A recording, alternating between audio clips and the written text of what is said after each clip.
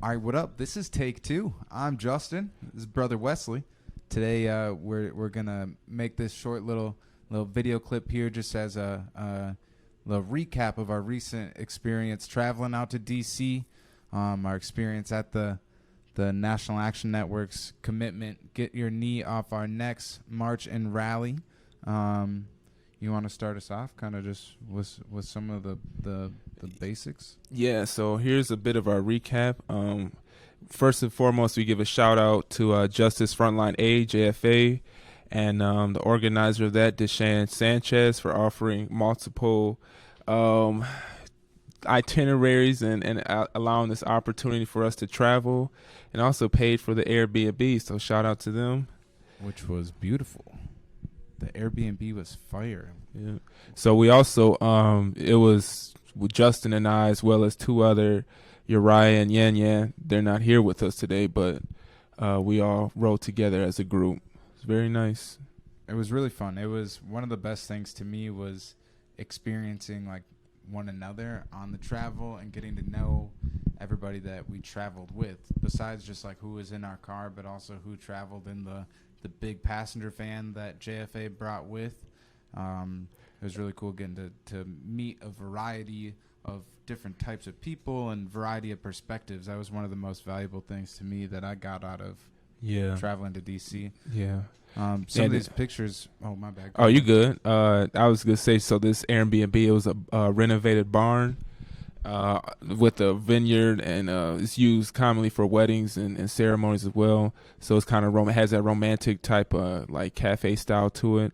Food was served was for us by the staff, very good, with pizzas and different things like that. Breakfast was included, and this was located on the border of Virginia and Maryland, about a 45-minute drive to D.C., called Zion Springs. So it was very lovely. Very well worth that little extra travel time into D.C.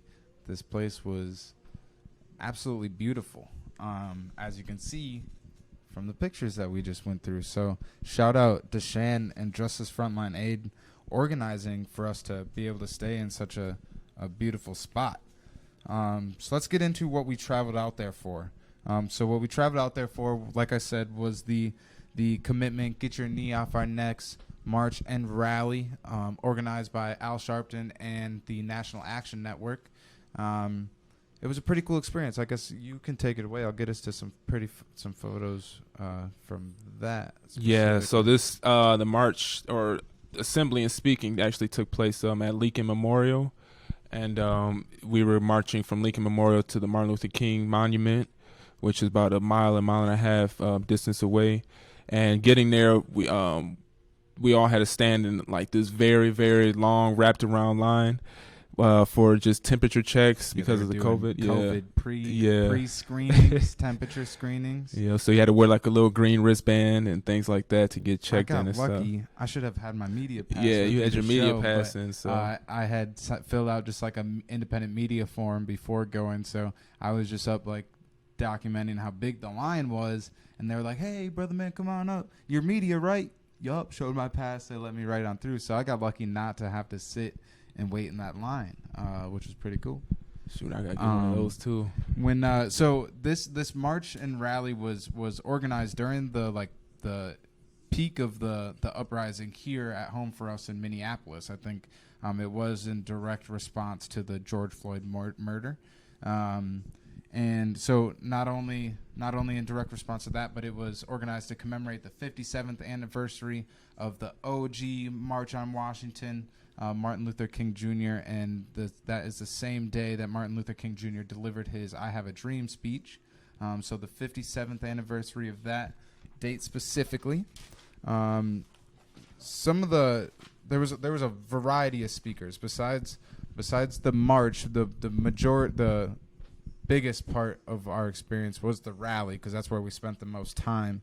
The march wasn't even super long, or did it last very long. So most of our time was spent at the rally. There was certainly a variety of speakers, a lot of families from victims of police brutality in the past, some prominent names. Brother Wesley will read off. Yeah, so we had George Floyd's brother, which was very emotional for him. Jacob Blake's father, Ahmaud Arbery, Breonna Taylor's family, Trayvon Martin's mother, which was the last of the family that spoke, and Botham Jean's mother, Eric Gardner's son, Michael Brown's family, and some others as well. But one thing that stuck out about Jacob Blake's family, that his dad said he was going to receive a text message. Yeah, I thought it was Ahmaud Arbery's dad. Ahmaud Arbery.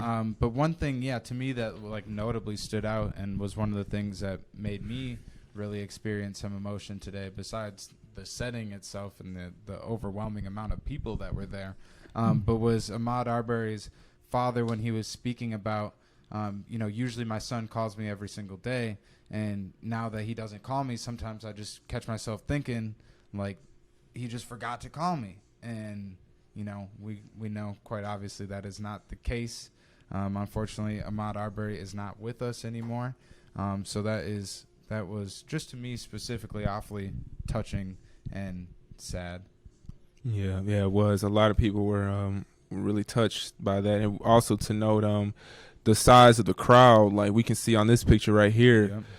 It resonated. It reminded me like it was pretty much the like exact same size as the I Have a Dream or the I Have a Dream March on Washington. Yeah. Mm-hmm. So the it was OG March on Washington. Yeah. So it was. I mean, you can see all the way down to like the Washington Monument. It was just jam packed with every corner of the country was there. One thing, that was one of the things that stood out to me too. Is like it seemed like there was a person in that crowd from every state in the country. The whole country came out for this. So not only that, but being in such a predominantly black environment with so many people, to me was like exciting, and it felt like empowering in a lot of ways. Whereas like I kind of referred to or likened it before to like when you go to the state fair in Minnesota, it's a predominantly white demographic with like minority groups kind of sprinkled in. And this was like the opposite, whereas it was predominantly black and minority groups with like white people sprinkled in, which was just a kind of interesting like flip and exciting experience in my personal opinion. Yeah, I agree. So some other speakers that stood out, besides all of them, was the Black Girls Rock founder Beverly Bond. Just her main message I received from that was just empowering just black women out here doing things and being there for each other as black men, black women, and realizing just encouraging black girls and things to reach their dreams and to be out here to fight for the cause. We also had Martin Luther King's Jr. son, Martin Luther King III, and his daughter Yolanda King, which was a total powerhouse and really continued that legacy of Martin Luther King Jr. I loved her speech. Yeah, that was How old is she again? Like 11, I believe. 11? Yeah, I was thinking like 12. So yeah, pretty young either way. And what really stood out to me about her speech was how much it was like it was speaking directly to like her generation. I'll say like our generation. I would say we're a part of maybe not the same Gen Z. We're technically millennials, but it's a younger era, and I think it was empowering to that age group to kind of be like, yo, step up. We figured out TikTok, we figured out Instagram. I think that's one of the things that she said, like, why we can figure this out, right? That really stood out to me. Yeah. Also, a couple other notable speakers that just kind of stood out to us while we were plotting this on paper was Ayanna Pressley. She's a congresswoman. We weren't sure exactly from which state. Yeah, if you guys can shout that out to us, what district Ayanna Pressley represents. I'm sure we could figure it out, but we want you to let us know. That'll be your homework assignment. Yeah.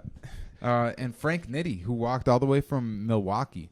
To both of us, I think the energy that came out of Frank Nitti and his 2 minutes that he had of airtime or of time on the floor was really powerful and really, really stood out from a lot of the other speakers. And, to me personally, just to get into, I guess, conclusion and some of the key takeaways that we got from traveling out to D.C.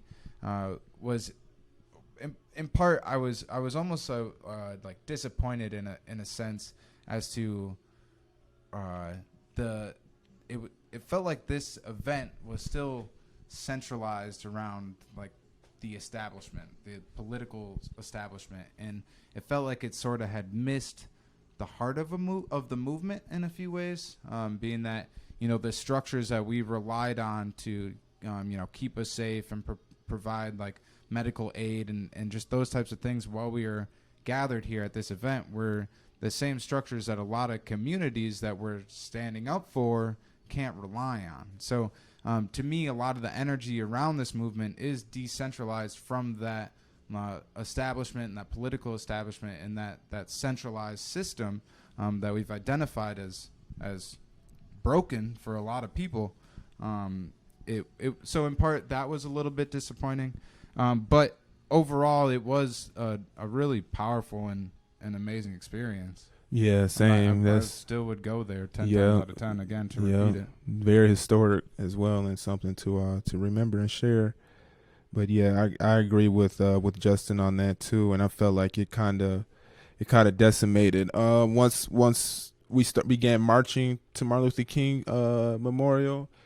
I was a bit confused because some of the protests or some of the marchers were still at the Martin Luther King monument and started their own kind of like little rally, little get together assembly, and then some continued marching, and some kind of just scattered and kind of went their own ways. But and yeah, so yes, some, like you said, some kept marching, some kind of just scattered. The conclusion of the event wasn't very like structured. I'd say it wasn't really clear what the direction of it was. There weren't too many marshals out there marshaling. There wasn't like community like aid, except for the people that came out there with their own little backpacks to step up and whatnot. But it was really hot that day. The speeches went a little bit longer than I think were scheduled.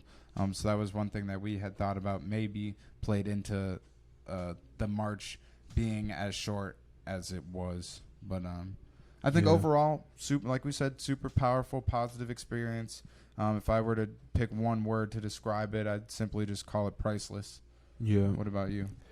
I would say for me, memorable. I would say memorable. Memorable stands out.